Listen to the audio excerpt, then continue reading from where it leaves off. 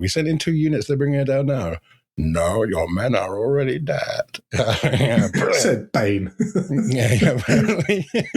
Top 5 Face-Off contains adult themes and language that some people may find offensive. Listener discretion is advised. He's Matt Hurst. He's Matt Squirrell. And this is Top 5 Face-Off, the official world ranking of everything. What are we ranking today, Hurst?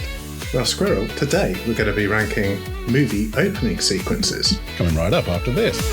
If there's more than one, then there's a best and a worst. If there's more than 5, call Squirrell and Hurst. It's the Top 5 Face-Off. Actual fact. It's the Top 5 Face-Off. Facts are exact. Top 5 Face-Off. Top 5 Face-Off. Official world ranking. What next? You decide. Good morning, good afternoon, good evening, or good night, rankers. Welcome back. And if you're new to the show, welcome. Hello. Squirrell, for all of our new rankers, why don't you tell them what we do here and, most importantly, why we're doing it? Yes, hello, new rankers. This is Top 5 Face-Off, the official world rankings of everything. Our Patreons choose topics for us to rank, and we randomly choose the next one we'll be doing. Today, of course, movie opening sequences suggested by Hurst. It was a good one. And we choose the top 5 and the worst in that category. The worst doesn't count. You're just voting on the top 5. And when you vote, you go to www.top5faceoff.co.uk and choose your winner. What if no one's right, though? Somebody's always correct. That is true. That is how it works. So, yeah, whoever's right becomes the official world rankings. The official world ranking. Literally locked into history forever. Yeah, even if something better comes along, too bad. You weren't there at the right time. Yeah, unless we actually have to redo one, which hasn't come up yet. No. It's early days in the world of ranking. Anyway, we don't like to get straight on with things. We like to do a little as bit you of... can fucking tell. like to warble on a little bit, hear the sound of our own voice. So what's been going on, Squirrel? My wife and child are in Canada and have been all week and will be all next week. So, you know, obviously I miss them loads and I hope they get back real soon. Oh, no, that's really sad that they left you behind like that. It's a shame that people at home can't see how sad I am. He looked very sad. His smile has definitely not reached his eyes. Shut up. No, I like it. Do you know one of my favourite things about being in the house on my own is I don't have to take my little toothbrush bit off the toothbrush. I can just leave it there all the time. For some reason, I love that. That's fair enough. We've gotten really upper class and we've got an electric toothbrush each. Oh, and see, I've considered that so I don't have to take my thing off because, I don't know, but it feels a bit much. It also means no one else has ever at fault when the toothbrush has run out of charge. No, ours just kind of lives on the charger. Does yours not? We don't have a socket in the bathroom, so... Oh, you have to take it out to charge it. Oh, yeah, I bet you do forget that, yeah. No, not really. I mean, it's got the little battery thing at the bottom. Once it gets down to 2, I keep a little on it. If it decides to go down to 1, I'm like, nah, now's the moment. If yours has run out, do you ever nick your wife's? No, mine's never run out. Oh, right, okay. I'm actually quite efficient at that. There are many things at which I'm not efficient, but that's one of the things I'm quite good at. News. So how's the weather been? Fucking just sun. It hasn't rained here now. It was meant to rain this lunchtime and it fucking didn't. It's Sunday, rankers. And nothing. The grass is, well, I know it's not technically dead, it's dormant, but it's fucking yellow, I'll tell you that. Yes, very yellow. Well, we actually did have a little bit of rain this morning. It was a very exciting time. It trickled down a little bit and then it poured down. I was like, oh, yes, this is going to be amazing news for the garden. I'm getting a bit tired of filling up watering cans and watering the plants with them. And I thought this would be great. And then 60 seconds later, the fuck had stopped. And the sun came back out again. Although, as rankers will know, that beautiful smell of petrichor that we discussed in one of our previous episodes, the smell that happens when it's been hot for a long time and then the rain hits the concrete, that was all around in the air. So at least I got to bask in the glory of that for a while. Well, there you go. It's been a month and a day since it rained in Bedford. Blimey. Speaking of watering cans and watering the plants, I found a beautiful little hack. All right. So I've got a pond and it's got fish in and I'm not letting those fuckers die. Well, what I realised was that if I just put the hose into the watering can, which I used to fill it up anyway, and hold the watering can at a slight angle over the pond. So you're decanting. I'm decanting. So the hose is technically going through the watering can, and the watering can is then the device with which the plants are getting water. So it's not really, technically, it's no different at all to filling it up with a hose and then going and watering it and then coming back and filling it up again. I'm just filling it up live. I thought what you were going to say is you put your hose into the fish pond because you're allowed to, for animal welfare, use your hose. And then you have a pump to get it out and you spray that around the garden.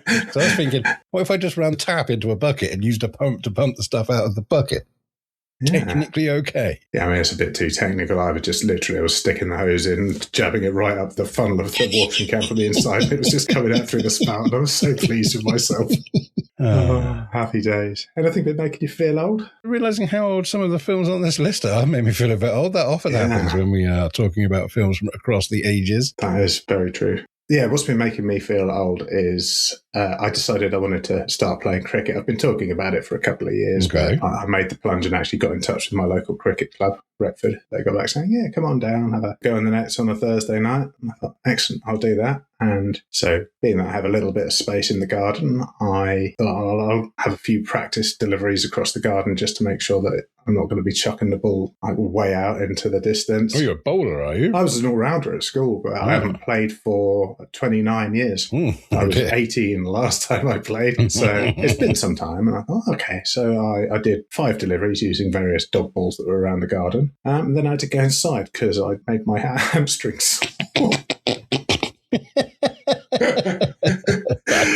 So yeah, that was a strong start. So when I did go down on the Thursday, I stretched off my hamstrings and my legs generally and my shoulders and gave myself a really good warm up. I thought I'm not going to fall foul to that, and I bowled reasonably well, and actually I batted quite well. Although it did hurt my shoulder a bit.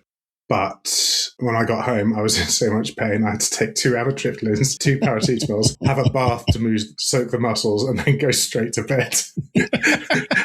And you know what? This was on Thursday. It's now Sunday, and I'm still aching. Fucking rock and roll. So, yeah, my mind has become much wiser in the ways of cricket. I was thinking about this earlier, knowing I was going to talk about it. I think since I last played cricket, I must have watched 1,000 cricket matches in various different forms of the game. I have studied it without studying it relentlessly, so I know what a good shot looks like. Right. Sadly, however, as my mind has sharpened and understood the game better, my body has inversely gotten way, way shitter. Last time I played, I was 18, and I remember it just being able to steam in, bowl at pace accurately, and hit shots without aching, and then, get up the next morning and skip with joy.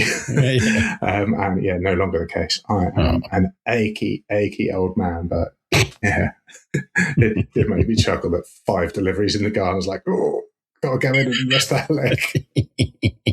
So watch this space. I'm hoping to play cricket, but as long as I'm not aching for more days a week than I'm not, I'm going to try and persevere. So what I'm hearing is physical exercise is bad for you and should be avoided. Yeah, that's pretty much it. All right, nice. Then a top tip from top 5 face-off rankers. You're welcome. Anyway, that's been some long chat. That's a preamble. Probably the rankers aren't going to be privy to a lot of that dullness. Yeah. Should we find out what happened last week? Yes, let's do that.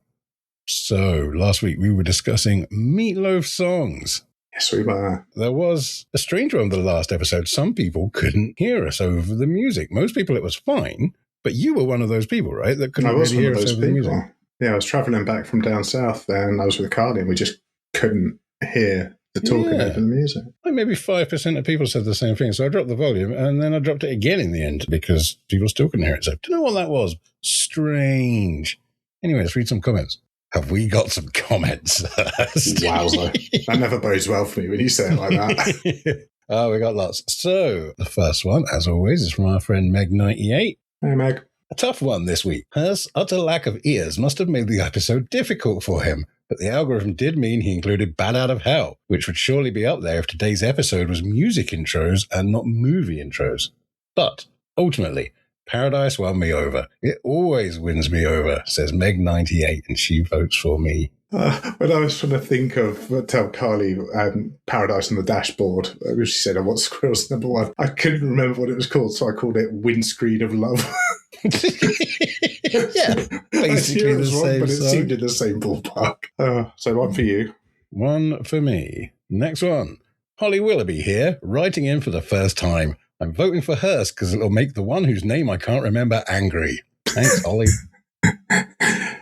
Let's go with Paradise by the Dashboard Light is absolutely the best. It brightens up any car journey. Can the patrons have the 6 minutes where you are discussing Mr. Loaf, please? No name on that one. Who vote for me?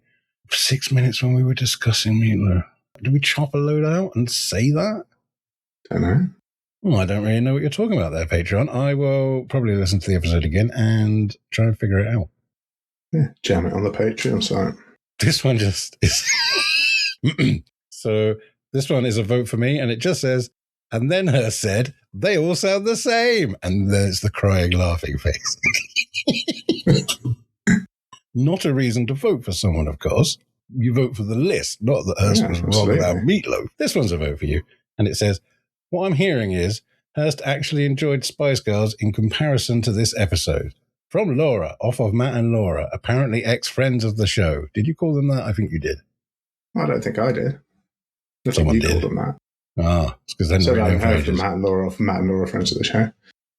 Anyway, they are obviously still friends of the show. Well, there you are. Well, they can change their name because... Who did you vote for? You. Ah, sweet. Here we go, Hurst, with a vote for you. If you shuffled all his songs together, I'd still be waiting 12 minutes for the chorus, a key change, and someone to dramatically shout about love and motorcycles. Agree with husband this week. Now, Carly, what? You just complained about his songs and then you voted for him. No, it was a general complaint about Meatloaf, not my songs. No. Let me. If you shuffled all his Meatloafs, she never uses the word meatloaf. Yeah, we were in the car when she did it. She was like, yeah, you're absolutely right. This is just the same song happening over and over again. That's where I got the vote. But no, that's not why you should have got the vote. You should have got the vote if your songs were better than my songs. That's all that but matters. when you can't tell the difference, you got to pick someone, and she agreed with me. All right. I like the way she doesn't seem to understand how the show works, and she's presented an episode.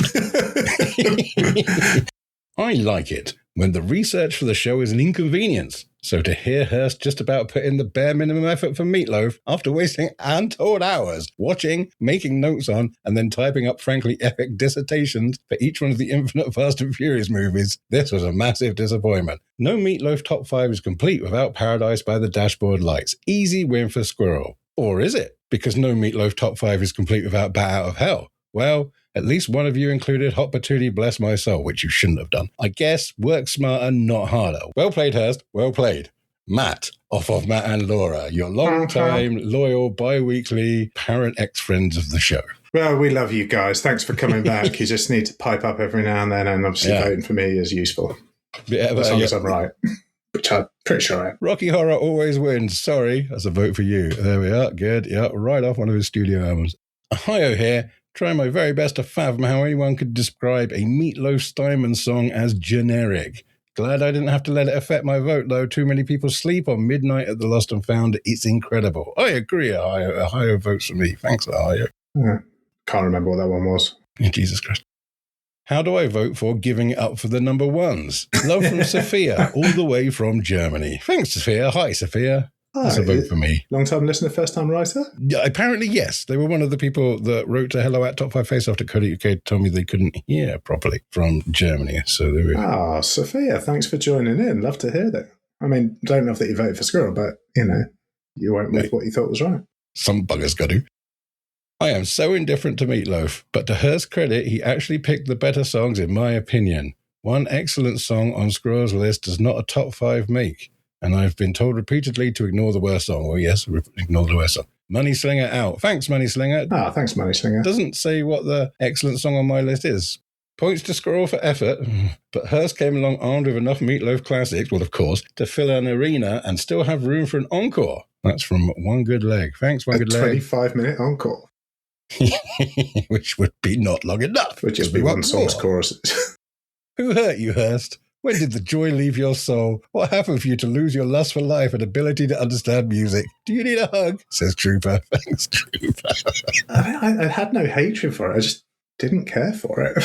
Blasting out Meatloaf at 7 a.m. has made me smile. I think Hurst is broken. Could he be rebooted? Thanks, Cov, a happy Meatloaf fan. Thanks, Cov. Cov voted for me. A couple more. This one's real long. Strap in. Giving up for the number ones. Catchy. Hello, rockers. Davpaz here again. I must admit, when I heard the topic was Meatloaf songs, I did roll my eyes a bit, but you've won me over, gosh darn it. Hurst almost grabbed it with the populist approach, but Squirrell bags my vote with Paradise by the Dashboard Light, a song that I was required to learn to sing by a young lady I knew at uni. She insisted we do the long version on karaoke night and wouldn't sing it with anyone else. I later found out said lady, brackets, my best mate's girlfriend, awkwardly, close brackets, was actually madly in love with me and was hoping us singing Paradise by the Dashboard Light to each other would awaken some mutual feeling that I hadn't been aware of. Readers, it did not. Yet another broken heart in my wake. It's not readers, it's listeners, Daft Paz. Also, Becky at school once sang I would do anything for love at me with a funny look in her eye, but young Daft Paz was an oblivious moron who thought she was just being funny. Thanks for the memories, Mr. Loaf. Thanks, Daft Paz. I was wondering if it was going to be like a crossover episode and it was actually secretly going to be Hayley Fox that had asked him to do this. That would be amazing, can you imagine? this duet with him, and poor Visions would have been heartbroken. And finally, my top 10 Meatloaf songs are Dead Ringer for Love, Bad Out of Hell, Rock and Roll Dreams Come True, You Took the Words Right Out of My Mouth, I'd Do Anything for Love, brackets, but I won't do that, close brackets, I'd Lie for You, brackets, and That's the Truth, close brackets. It's all coming back to me now. 2 out of 3 ain't bad. Paradise by the Dashboard Light, Midnight at the Lost and Found. They didn't put any punctuation in that. You win because my favourite is on your list. And we don't know who that's from or why they decided to send us 10. We do 5. But thank you. Their favourite is on my list, Paradise by the Dashboard Light. So vote for Squirrell. Okay. Windscreen of Love takes it. Windscreen of Love, yes. What do you reckon, Hurst? I think it's you. I'm shaking my head, listeners. Really? I got 33. Oh, wow. You got 35. Blimey, 68. That's good stuff, Rankers. That is a big jump. We're on our way. Just begging people to vote.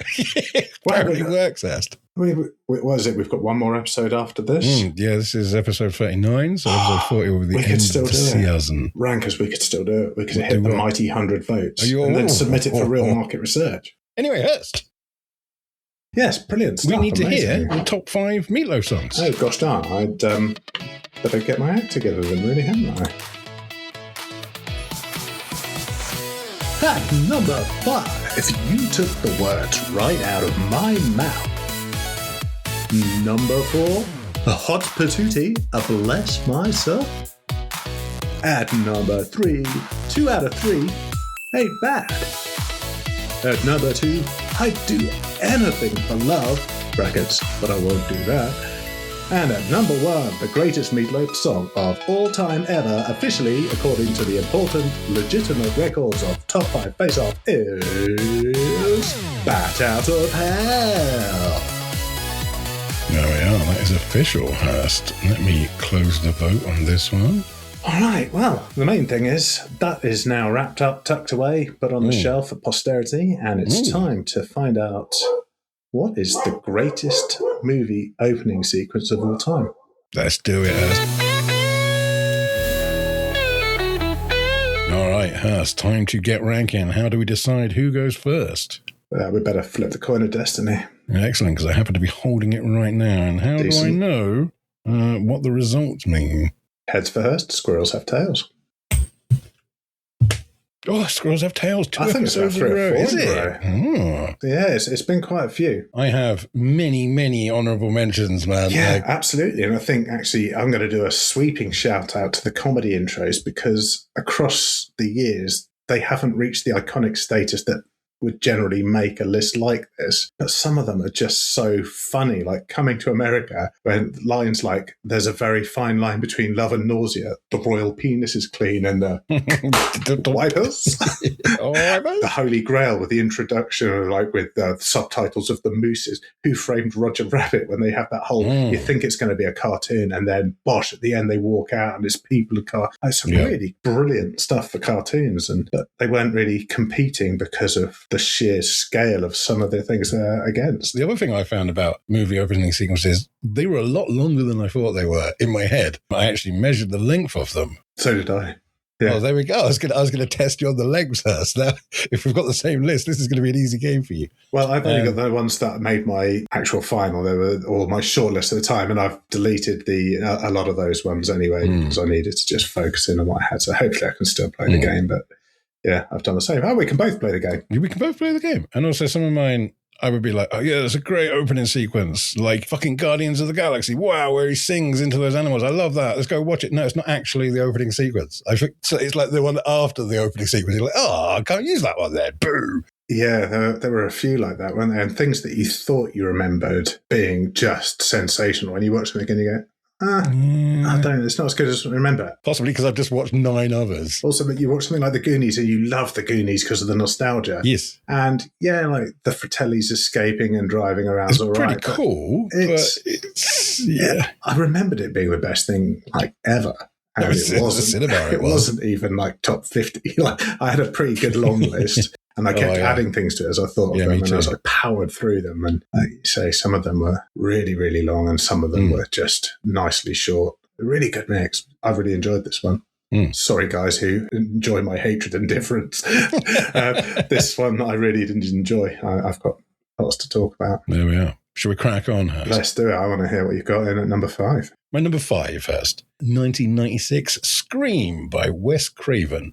Written by Kevin Williamson. So, A, how is this 30 years old? B, Scream was Wes Craven's movie with Ghostface with the knife. You know what it is because it's still got sequels coming out now. There was one a couple of months ago, I think. But on the front of the poster for the original Scream, the main focus, the main character was Drew Barrymore. 90s Drew Barrymore was fucking something else. 90s Drew Barrymore was lovely. And she dies in the opening sequence. The opening sequence is all about how Drew Barrymore's character... Casey, can't remember, literally only watched it an hour, dies. She was originally asked to play Sydney, who's the lead, but it was Drew Barrymore's idea that she plays the girl that dies in the opening sequence. So kudos, Drew Barrymore. But anyway, basically what happens is she gets a phone call while she's making popcorn, and it's someone she doesn't know, and then he was like, and he all scares her, and then she has to answer questions about scary movies, and she gets them wrong, so her boyfriend dies, and then she gets them wrong, so she dies. And fucking brilliant. It could be a little short, scary film on its own. It's really good. It is the best bit of that film, and I like that film a lot. And there's a line from it that everyone remembers. Do you like scary movies? It's bollocks. That is not the line from this. The line from this is where he says, what's your name? She's like, why do you want to know? And he's like, because I want to know who I'm looking at. That's the fucking line. That's when the whole thing changes. And you're like, oh shit, this isn't a cute phone call. And the ending is brutal. He stabbed her a bit just as her parents are coming home. He's also punched her in the neck so she can't talk. And she's right there and she's going, ah! And they can't hear her. And then fucking in they go and they pick up the phone to call the police because the house is all fucked up. And she's still on the phone and they can hear her dying. Oh my God. Fucking brilliant. Number 5, Scream. Oh, fair play. Now, Hurst, fun times. I've timed all the opening sequences. How long do you think the opening segment of Scream was? See, I've got mine to the nearest minute because there's always that kind of bit of credits and stuff as well. So I went nearest minute. So I didn't actually see that one. It's 6 minutes. 12 minutes and 37 seconds. So there you are. Yeah. Everything was longer than you remembered. Yeah, well. Except your Johnson. Okay, so I'll remember that next time I'm going to make a guess. Just double it up, yeah. All right. Fair play. My number 5 is Casino Royale from 2006. 20 years ago. 2006, that first Daniel Craig James Bond, for anyone who wants to be alarmed. So it's filmed in film noir high contrast black and white, and it's basically it's a nervous looking dude, gets in a glass lift, clearly not at his ease, enters his office, and just as he thinks he's alone, James Bond pipes up, Em really doesn't mind you earning a little money on the side, Dryden. She'd just prefer it if it wasn't selling secrets, because Bond's in his office. So he sits down, checks his guns in its drawer, and he gets well cocky. He scoffs at Bond because he knows that he isn't even like a 00, and he's all like, if Em was sure, she would have sent a 00, and I'm section chief, so I'd know if you were and you're not. So ha! Then he totally plays into Bond's hands, and like a prize plum, he says, you have to have 2 kills to be a 00, and you haven't even got any. So the scene then cuts to Bond having a massive fight in a toilet with some dude still in film noir, fucking brutal stuff, which is clearly going to be his first kill. And it cuts back to Dryden, who whips out his gun from the drawer, pulls a smug little face and says, shame, we barely got to know each other. He points the gun, pulls the trigger, which just clicks flaccidly a couple of times. And Bond goes, I know where you keep your gun. I guess that's something. Dryden looks nervous and asks how his contact died, and Bond says, not well. Then it cuts him back to finishing off this dude in the toilet, smashing shit up, brutal. And then Dryden goes, made you feel it, did he? Well, you needn't worry. The second is, and then poink, Bond fires the silenced gun right into his forehead and says, yes, considerably. And then the Bond music happens. It's like, fuck, new Bond's awesome. This is so exciting. So, I mean, what an introduction to Daniel Craig as the new Bond. Like gritty action, unrefined and brand new into the position. So it sets out the tone for the next 18 years of actual character and story progression, which has never happened in Bond before. It was always standalone. So this was a new thing in the franchise. And my God, I was absolutely sold. How long do you think it was? 10 minutes. It was a little under 4.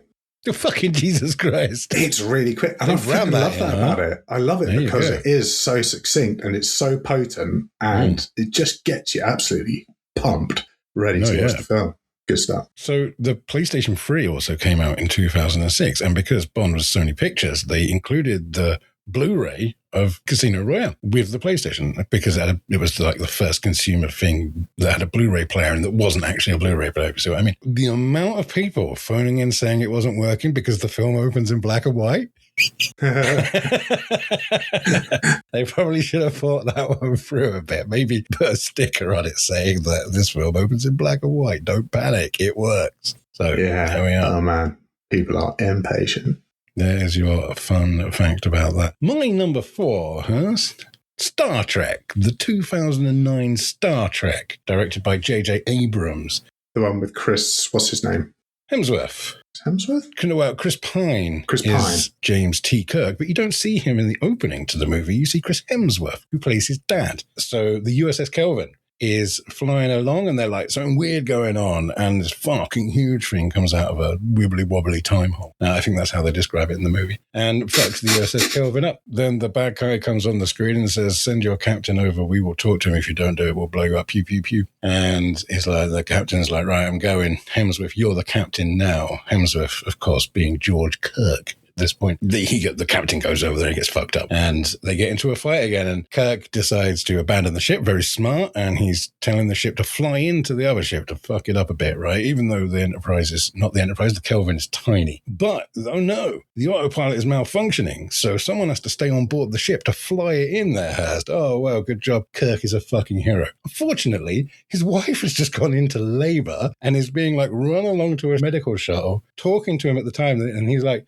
is my wife on board? And they're like, yes, sir. He's like, take off. We're waiting on you, sir. And I'm not coming. She's like, George. And it's like, oh my God. Like, she's having the baby and he's not going to go because if he does, then she won't be able to get away. Powerful emotional shit. And like just before... Circle of life right there, isn't it? Yeah. Just before he smacks it in, he's like, tell me about him. He's like, oh, it's beautiful. Rubbish description. What are we going to call it? We could name him after your dad, maybe, George. He's like, oh, Tiberius, are you kidding me? That sucks. Let's call him Jim after your dad. And that's it. And then boom. Fuck, that was a good opening. Excellent stuff. And the music, the score by Michael Giacchino. Holy shit, the score to that film was good. I'd forgotten. The films kind of fell off in quality I think they did 3 of them in total, but the first one was by far the best one, and the opening to the first one was just superb. Yeah, there you are. Cool. How long do you think it was? 14 minutes. 10 minutes and 34 seconds. So I would have had 11 minutes. You got around. Well, that's true, but still not quite there. No, I was off anyway. Can't salvage any pride. Damn it. Way closer than me if you want to salvage some pride. A bit better. Yeah, okay. Okay, anyway, my number 4, Raiders of the Lost Ark from 1981, I believe. As an introduction to a lead character goes, this one is my favourite. Set in 1936, it opens with Indy, who is clearly a cool dude, schlupping through a jungle full of Dagobah system sounds. It's amazing the overlap on the Star Wars and Indiana Jones and the start in the plane, right? Yeah. I mentioned that a little bit later because it sounds like the flipping Millennium Falcon. Anyway, he's cool because he has a leather jacket, he's got a Stetson, and he's got a whip. So his local guides stumble upon a statue that scares the crap out of them and they run away. The other 2 hired hands are definitely shitting it, but they stick with him. And out of nowhere, one pulls a gun and Indy fucking whips it out of his hand, literally uses his whip to disarm a fool. The fool sensibly runs away, leaving Indy and his one remaining guide / manservant. They get to the cave and the manservant explains that this is a cave of death. Indy strolls in, bold as brass. And a short way in, he suddenly has 4 or 5 tarantulas on his back and he swipes them off with his whip like leaves, just like brushes them off. Don't give a fuck.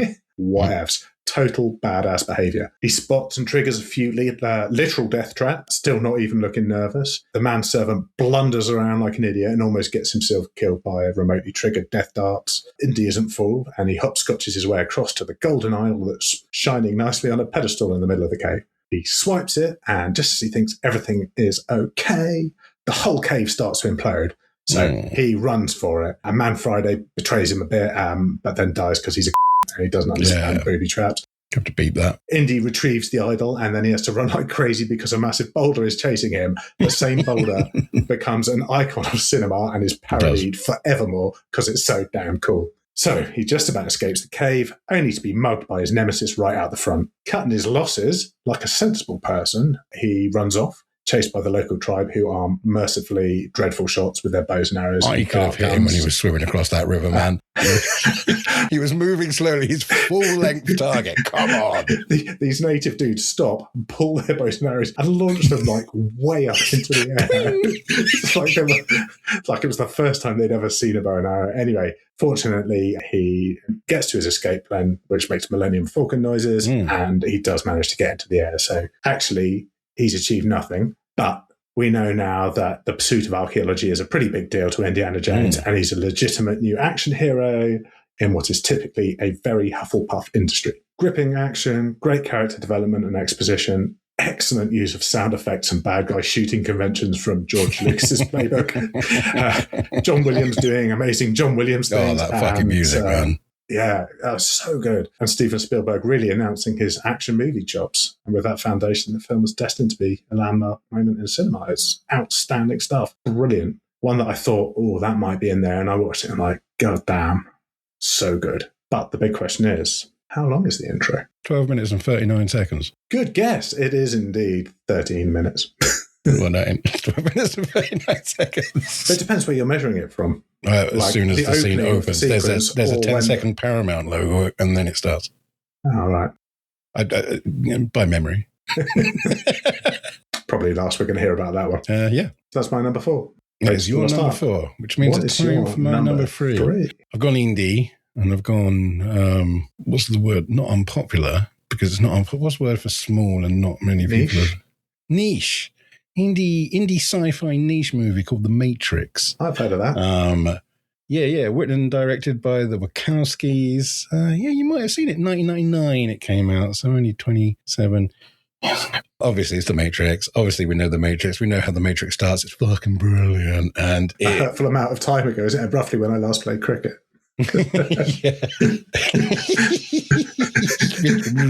Back. It tells you a lot about what's going on in this world. At the same time, it tells you freaking nothing about what is mostly confusing. But the police arrive and they're kind of surrounding this house, and some go in, and then some FBI-looking dudes arrive, and they're like, "We told you not to go in." They're like, "Just one little girl. How hard can it be?" And they're like, "We sent in 2 units. They're bringing her down now." "No, your men are already dead." Said Bane. yeah, apparently. Anyway, then we go to see Trinity nerding away on a computer. We don't know that's her name yet. We will soon. And then she stands up and she dumps into the air, and then she stops, and then we swing around her, and then she kicks someone in the face, and everybody in the cinema went, "What the fuck just happened?" It was incredible. The first use of bullet time that anyone's seen, unless they were really into watching experimental photography shit. And it was just superb. And then she runs off after beating some people up. And wire work is commonplace now, but it wasn't really then, at least not in Western films, right? So it'd be like, did she just jump a little bit too high? It'd be weird. We learn the agents are dangerous, but not dangerous enough to pull out a gun and fucking shoot her while they were running across the rooftop. But anyway, and then she kind of does all this dangerous stuff and jumps through a window and says her own name so we know who she is, and then runs to a phone box. And you're like, why is she running to this phone box? It doesn't make any sense. The phone is ringing, but how important is this fucking phone call? Because they're about to crash a fucking, a rubbish truck into the phone box. And they do, and then she's not there, and you're like, the fuck is this film about? And then the title card is like, yes. Oh my God, it was good. Very, very enjoyable indeed. The Matrix is my number 3. Oh, excellent choice. Yes. Excellent choice. We've discussed before about how much we love The Matrix. In fact, we even banned it from the 1999 movies. Because it would be too obvious that it's going to be the best film of the 1999s, yes. So, can't fault your choice of movie there. Good stuff. How long do you reckon? Now, that one is relatively short. Under 10 minutes. I'm going to say 6 minutes. You got it right. What a surprise. I'm so surprised. How could I have done that? How could you have done that? 5 minutes, 55 seconds for The Matrix. Superb. Well, number 3, I've got something that's a lot more mainstream, which is Nice. All right. Yes, number 3, I have 1999's The Matrix. And I know you've just described it, but I've written my synopsis of it, and so I'm going to read it out anyway. Fuck you, everyone at home. Yeah. Because I've gone into a little more detail. All right. So Matrix opens with a phone call. Voices only. Just the green scrolling numbers of someone hacking the line. Worse CGI than I remembered in that bit, by the way. It was like, that doesn't look so good anymore, does it? Let it go because it's still great. Because of awesome. Switch to a ton of police kicking down a door to arrest some hot chick in a PVC jumpsuit. She's just sitting there, cool as cucumber. Outside, some agents in suits and sunglasses turn up and swerve on over to a cop who's sitting around confidently thinking he has the situation in hand. Lieutenant, you are given specific orders. Hey, I'm just doing my job. You give me that jurist my diction bullshit, you can cram it up your ass. Great line. He says, the orders were for your protection. And the cop scoffs like, I think we can handle one little girl. And the agents are wearing dark glasses, but you can hear their eyes rolling. They walk off and the cop looks a little unsure, but barrels on with his misplaced confidence. He said, I sent 2 units. They're bringing her down now. I was like, no, Lieutenant. Your men are already dead. Have that, motherfuckers. Trinity is now billed as being totally badass, and we prepare to see if she can live up to the hype, and holy fucksticks, she can. So she immediately goes into the brand new movie tech called Bullet Time, where she can slow down space and time and pull off crazy moves. She crane kicks the fuck out of one dude, runs up and down the walls and wipes out all the others without even being slightly out of breath, before casually calling her boss and telling him there's a bit of a problem. Boss says there's agents around and she looks scared. Now, because we're aware of her insane badassery, we're all collectively shitting it. If this sexy Catwoman ninja is worried, these agents must be legit. She runs away, doing mad stunts that defy our puny human physics with an agent in hot suit, then runs into a phone booth that's about to be smashed into by a massive lorry and vanishes just before it hits. The agents are vaguely irked, but not too fast, because they've verified that their snitch is legit and announced that they're going to go and fuck up the shit of some bro called Neo, who's a different potential future problem. Terribly acted, that bit. Just awful.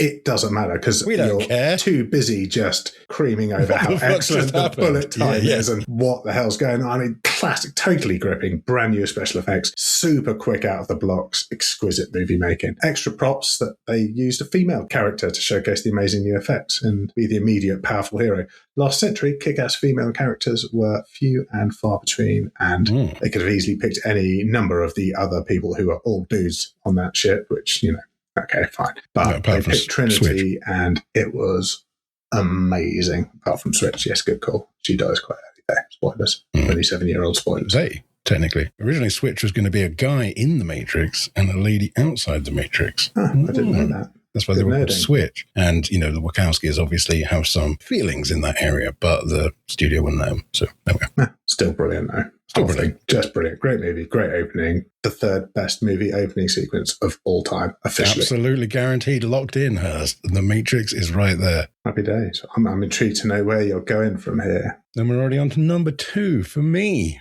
From 2009, Inglourious Bastards, Hurst, by Quentin Tarantino. Now I could have pretty much filled my fucking list up with Tarantino openings, to be honest. Like the Pulp Fiction one in the cafe with Honey Bunny and Pumpkin and Honey Bunny, that's it. And the opening to Reservoir Dogs, where they're discussing tipping and Madonna. Oh, so good. But he has quite a knack for film writing and filmmaking, doesn't he? He's all right, isn't he, actually, Quentin Tarantino? You'd expect him to have been a bit more successful.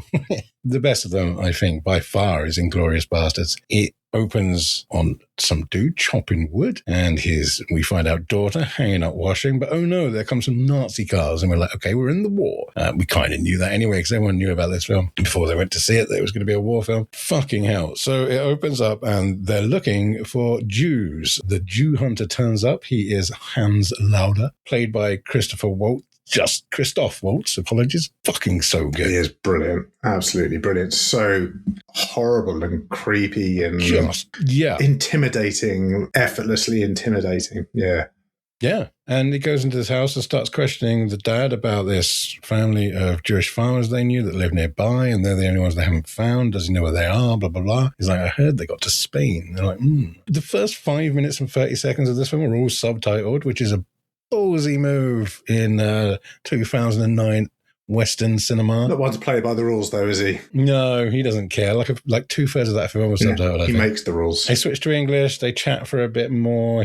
Hans Lauda drinks the guy's milk because he's a dairy farmer. Not that you see any fucking cows or places that cows could be, but anyway, we'll gloss over that. 11 minutes into the opening sequence, the camera kind of drops below the floor and you see a load of people hiding. It's 11 minutes in before you even know whether or not this guy is harboring Jewish people. And everyone acts their asses off. Like, they've done a superb job. And it is so fucking tense. It's so tense because he switches to English because the people hiding in the floor can't understand English. So he can deal with what he needs to do without raising their suspicions, because he tells the guy, look, I'm going to find them if they're here. So you probably better tell me, otherwise life's going to get really fucking bad for you. And the guy gives them up. Hans Lauda has his men come in and kill them all. But it is just fucking amazing film writing. And there is a bit where the guy, the farmer's like, go and fetch Hans Lauda some wine. And he grabs the girl as she goes by on her arm and says, not wine, you're a dairy farm, please bring me some milk. He's holding her arm to check her pulse to see if she's nervous.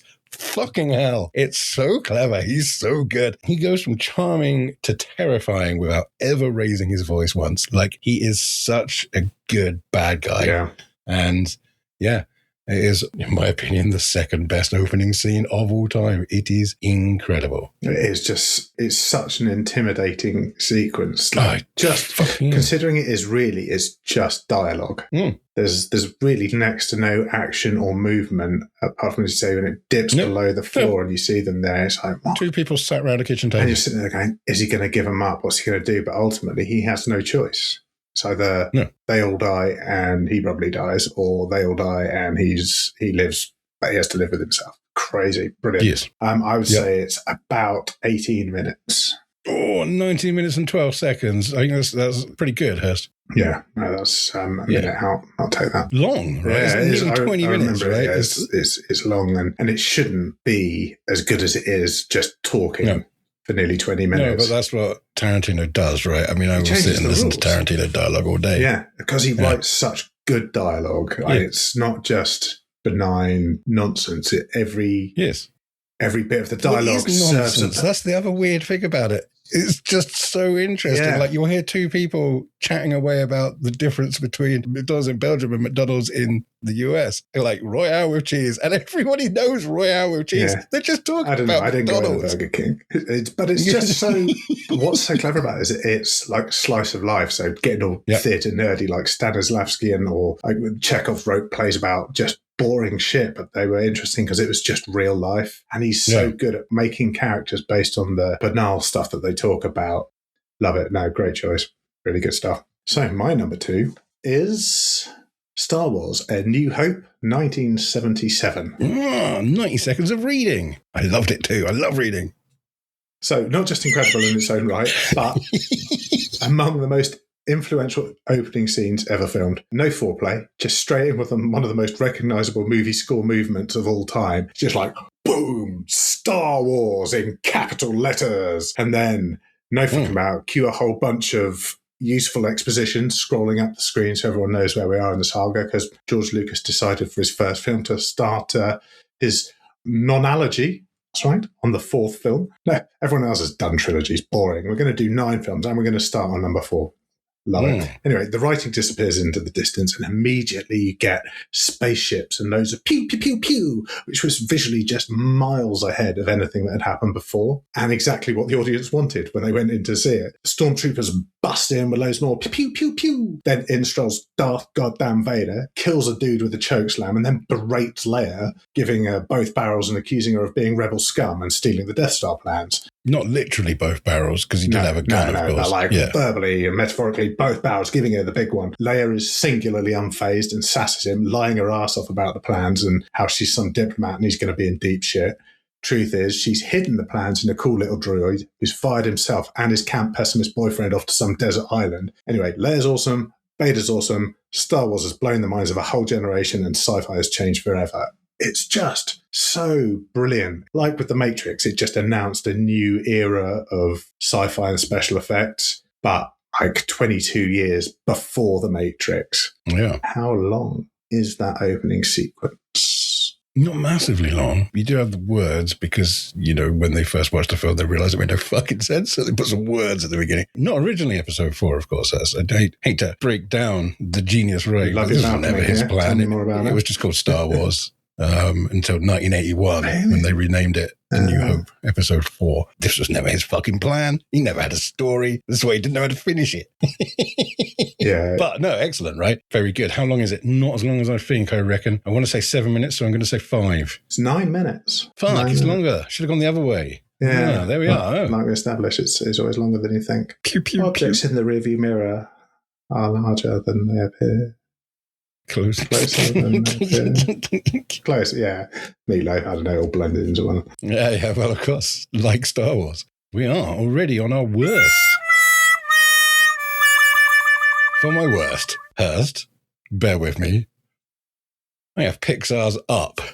Controversial, bear with me, everybody. Undeniably a brilliant piece of filmmaking. I'm never fucking watching it again. I watched it once. What's wrong, Daddy? Nothing. I'm never watching that shit again. It was traumatizing shit. Some guy meets some girl. You see them get together, go through their life, and then she dies. Fuck you. Didn't like it, Hurst. I did like it. I liked it a lot, but I didn't like it at all. So, yeah, never watch it again. Worst. Fair enough. I mean, it's the same logic I've used for Marley and Me. Beautiful film. Can't watch that shit. Yeah, I've gone with controversy as well because I've chosen Saving Private Ryan. Okay. Now, my reason is that actually the opening sequence of that is an old man stumbling across a graveyard with his family walking along behind him. Yes, it is. You are doddling right. away over to his grave. Well, not his grave, obviously, to the grave of someone like in Normandy or Dunkirk or wherever it was that they came in. We couldn't see who it was at the time. And sort of weepy tears. And I mean, brilliantly acted, but entirely unnecessary because eventually it kind of goes into his eyes and then it cuts. And then you look at Tom Hanks' eyes on the ship and then they have that absolutely... Then they have an epic scene, but not the opening sequence. One of the most spectacular bits of filmmaking in the history of filmmaking. And it's just harrowing and incredible and the special effects. And it just gives you a real idea of how... shit it was and how your problems are tiny nothings compared to these people who they opened up the front of these boats where the Germans knew they were going to be with their machine guns and just slaughtered swathes and swathes of people. People's limbs just part them flying backwards. around. Also, why not come at night when they couldn't see as clearly? I mean, there were just so many reasons. There were reasons, weren't there? But it just felt, but it was harrowing. But the whole thing was ruined by the fact they had that old man tearful. It's like it was so unnecessary. It was a kind of a twee nod to, Hollywood making it, a bit softer intro. If they'd cut that and just started straight, zoomed in on Tom Hanks's eyes and panned out and then had that opening sequence as the going onto the beach, it would have probably been the number one because it was just so potent. I mean, yes, but they missed it. They missed it by pandering to make it not too aggressive of a start. It's like, why? Fucking good job it doesn't count, Hurst, isn't it? For both of us this week. Well, the people would be wrong if they tried to say yours was the wrong choice, but the worst doesn't count, rankers. It doesn't. You're only ranking the top 5, so we better tell them what number 1 is, Hurst. Enough about the worst, Hurst. Let's talk about the first. Say that now. You've said it now. Let's go. Music.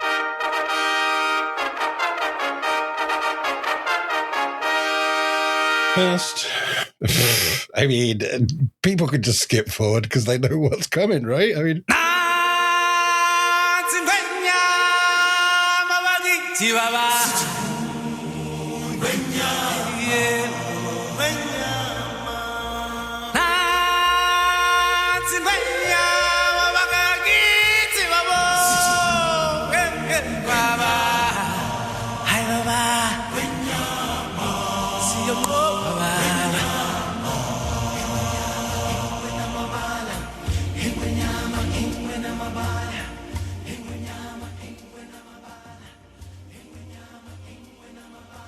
Listeners, I'm just kind of shrugging my hands up in the air because literally when I watched this earlier today, I got to the end to write my notes and I just sat there. And eventually I just wrote, I can't do words, it's perfect. There we are. That's the opening to The Lion King, which is just incredible. It doesn't have any words, dialogue, none.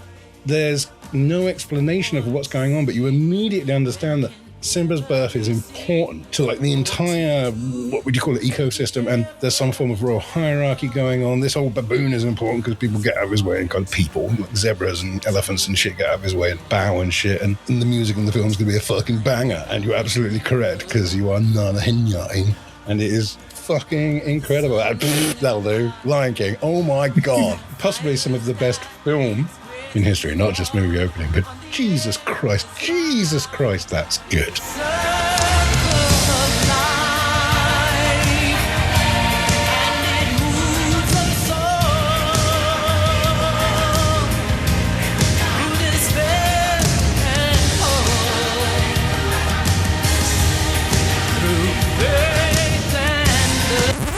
Squirrel here, rankers. The willpower it took me to stop that at that point was ridiculous. Thank you, carry on. Yeah, no, absolutely is. It's a stunning bit of film. A bit weird that all of the prey animals are bowing down to her. Thank goodness we've got a new apex predator coming into the wilderness to fuck a shit up. Maybe they're praying he doesn't eat them. Yeah. But that's the whole thing, right? Balance, the circle of life, la la la la. Till obviously Scar gets in there and fucks up, spoilers. Yeah, no, he does mess it up. Spoilers, 30-year-old spoilers. It is spectacular. How long do you reckon it might be?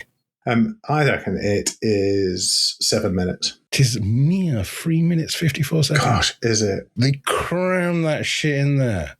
Yeah, they're good. They're good at that shit. It doesn't have to be long to be awesome. Would you like a fact, an estimated fact about the Lion King opening? God damn, yeah, I would. Of course you would. Fact! James L. Jones did originally narrate that kind of sequence. He talked about what was going on, and he was going to do it as Mufasa, obviously not fucking James L. Jones. Fact! That whole sequence was the trailer for The Lion King. No dialogue, just the music and the animals, and at the end, boom, The Lion King. I think it's the James Earl Jones one. It wasn't. Really? That was the... No, it was the trailer. I think maybe they chopped bits out to make it like 2 minutes long or whatever, but yeah, they were like... So not that whole thing, then, like half of that was the trailer. Well, actually, I don't know. Fine, right? I'm going to look it up. I was reading about this, actually, and is it Hans Zimmer? Yeah. And... Well, he was technically that was Elton John. No, but I mean for the score of it. But yeah, it was one of his absolute first bits and forays into the music. When he wrote it, he thought he wasn't going to get it because he hadn't really followed the brief. He'd written the music that he thought was just right for that kind of film, and he handed it. He was like, "Yeah, I won't get that. I didn't do it what they'd asked," and they loved it so much they changed what the brief was to fit what he'd written. You know, now we have Hans Zimmer. There you do. 4 minutes and 7 seconds of the trailer. So yeah, it was the whole thing. And with the Disney bit at either end, I guess. Superb. No, it is spectacular. Let's hear it. So my number one is something we have discussed a little already, and it is 1994's Pulp Fiction. Fair. We've already bestowed our love upon the great Quentin Tarantino for his opening sequences, for his dialogue and everything. So a couple, Pumpkin and Honey Bunny, played by Tim Roth and Amanda Plummer, sitting in the diner, casually talking about the intricacies and problems of armed robbery in different establishments. Pumpkin says he's done with robbing liquor stores because of a winding tirade of casual racism. He says the new target should be diners, like the one they're in. They discuss the upside and likely lack of downside, and Honey Bunny suggests doing it right now. They very quickly agree, and with no planning beyond, same as usual, I'll do crowd control, you take care of the employees, they just go for it. Just like that. 5 minutes of super cool dialogue, very Tarantino, and the famous line that served as the intro to the album as well as the movie. I love you, Pumpkin. I love you, Honey Bunny. Everybody be cool, this is a robbery! Any of you fucking pricks move! And I'll execute every motherfucking last one of you! And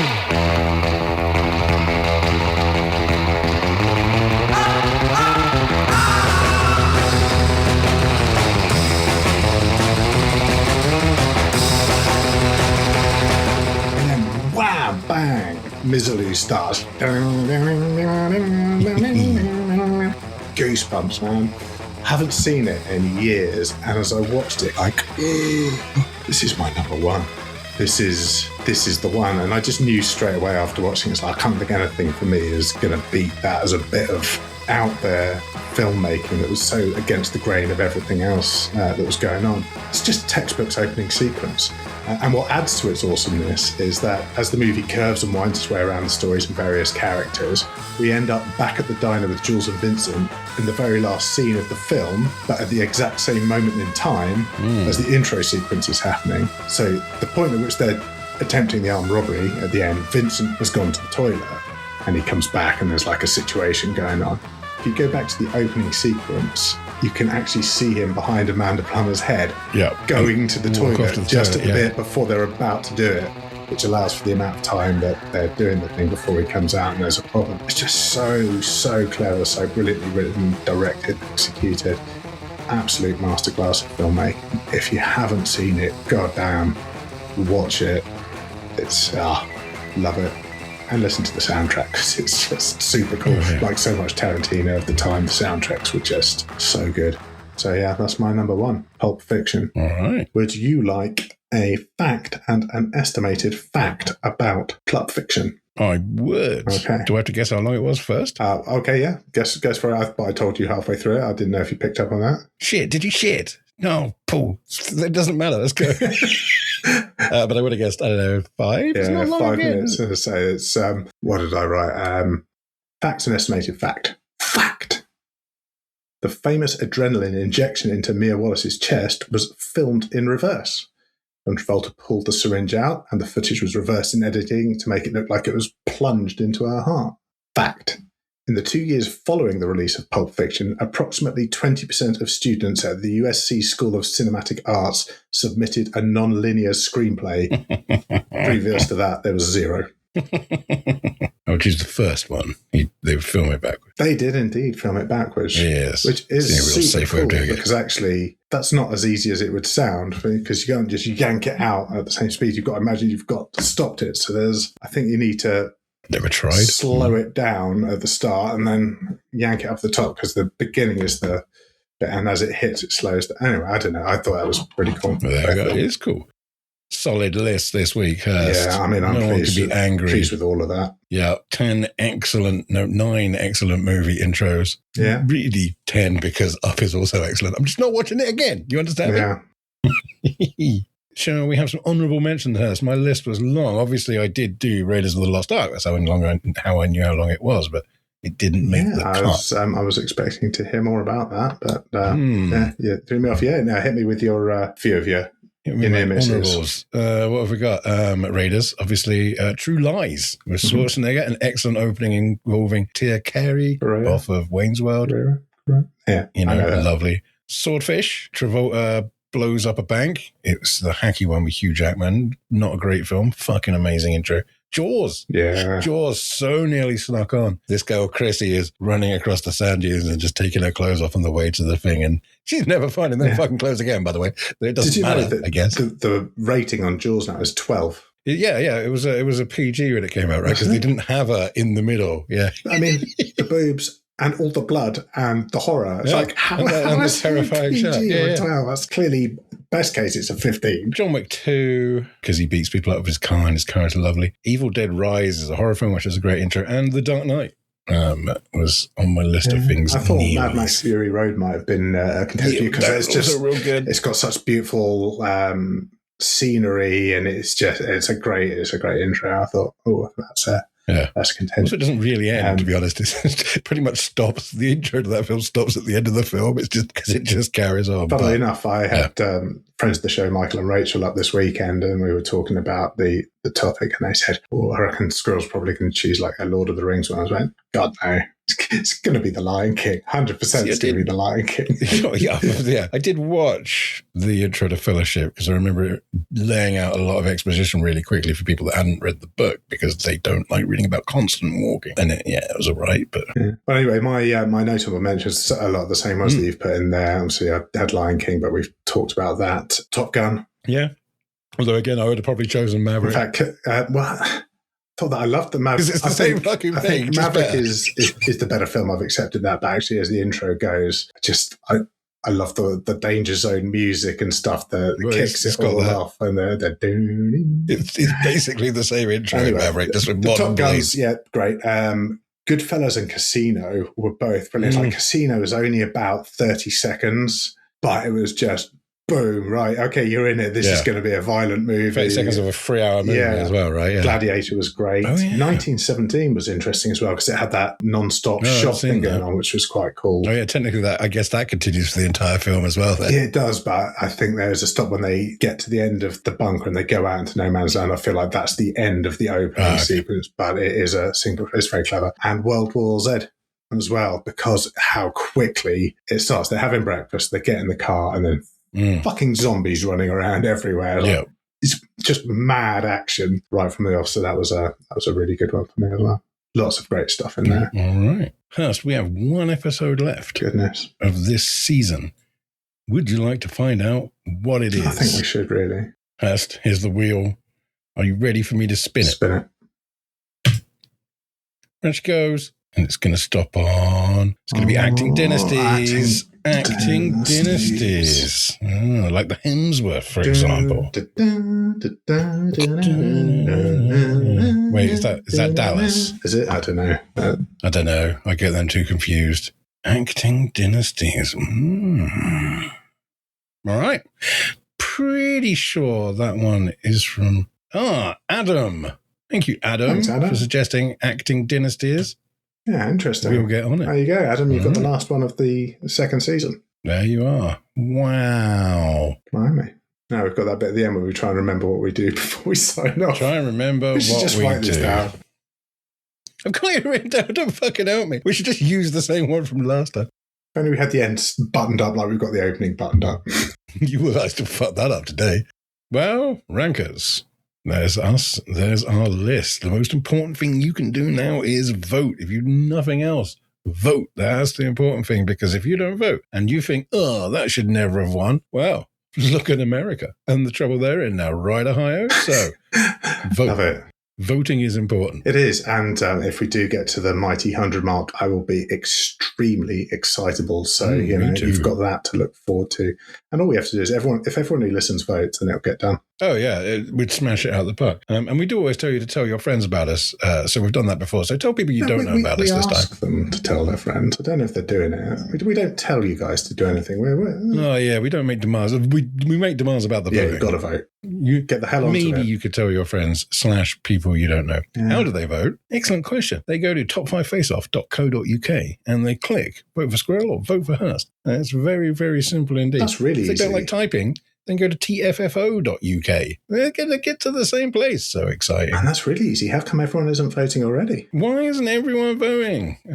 Well, because not everyone listens. Well, non-voters who haven't voted previously, write to us, tell us why you're not voting, and we'll see if we can remedy it. Put in more effort than you've been previously bored to go to. Put that one bit of extra effort in to make up for the lack of effort before, and then we'll see what we can do. If you want to write to us, rankers, hello@top5faceoff.co.uk, or you can put a comment in when you vote. If you do that, don't forget to tell us who you are. We have quite a few anonymouses, unless you don't want to.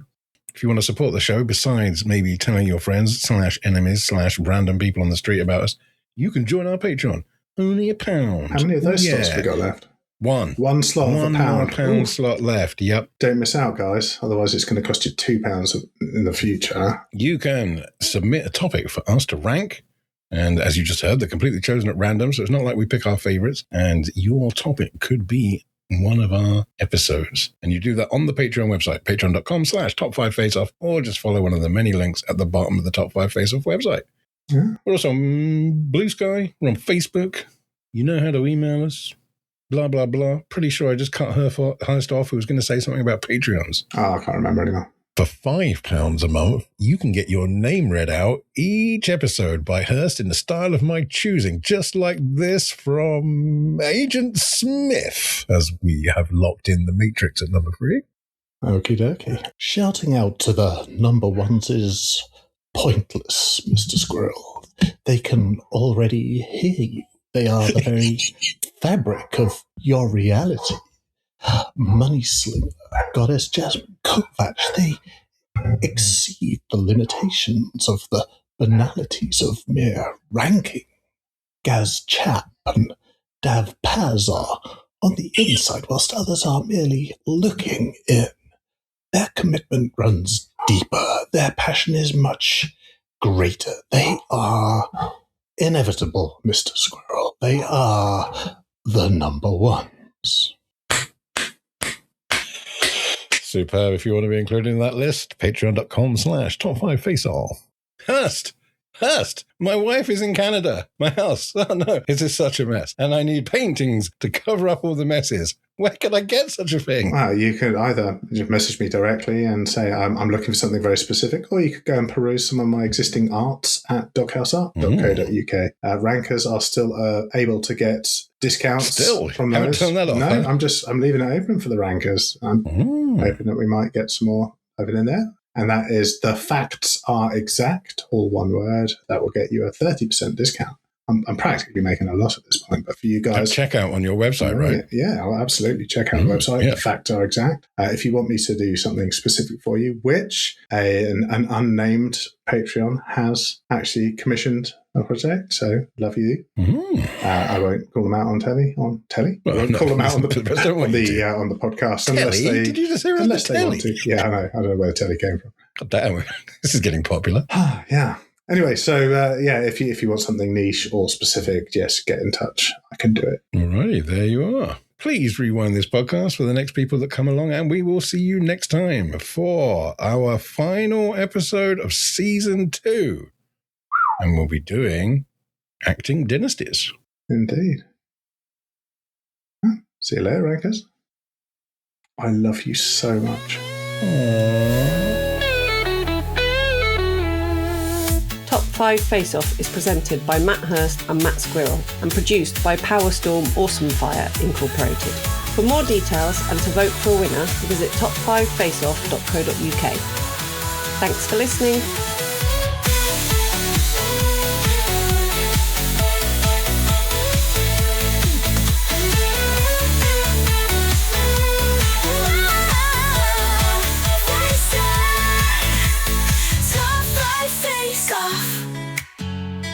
Top 5 face off. Top 5 face off. Top 5 face off. Aside from that, let's just do the normal thing. All right.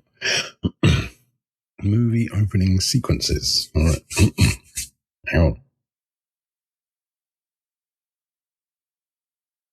Forgot what I say. Jesus Christ, I was about to say good morning, good afternoon, good evening, and good night. It's not even what I say. I'll mess up the Rankers' heads. We don't have many outtakes before we start, do we? Right. It's part of the Hurst gang who don't listen to the episode before they vote. I'm sure you have the same gang kicking out there somewhere. They're just not as vocal. Fucking yet to hear from them. Hurst is being bothered by a fly, everyone at home. He is raging away. And it just fucking flew for the window and then turned around just as it was about to leave and went, nah, and just flew at my face again. Oh, shit. Money Slinger out. Thanks, Money Slinger. It doesn't say what the excellent song on my list is, but I think Hurst has called the fly, everybody. No, the fly just went out the window. Good job. I might do some nerdy gaming stuff and see if I can sell them in there for store credit so I don't actually have to keep buying board games. I can just have Lara them. Croft and a low-cut top, mate. Done. Money in the bank. Yeah. Fucking Just a pair of nerds will be boobs. all over that. Everyone loves boobs. Oh, hell yeah. I'm a bat out of hell. I am a bat out of hell. That's the one. I'm going to make you read the names in the style of an Indian person. Get you cancelled. Superb. Well, number 3, I've got something that's a lot more mainstream, which is... Wait, I'm going to find my app. Where's my app? Oh, man, what's it even called? DJ something. DJ Horn. DJ Horn. Nice. Not worth it. All right. Have it lined up next time just in case. Well, keep it out because you never know. I feel like Tim Westwood. Oh, I can't hear you, Hurst. Did you press your mute button? I did press the mute button. Excellent. There we are. Good job. Good job you said something before I started. Otherwise, I wouldn't have realised till I finished. Anyway, yes, let's stop before we get to number one and sail the ship down the old alleyway of what's the worst. Really lost where I was going with that metaphor, didn't I?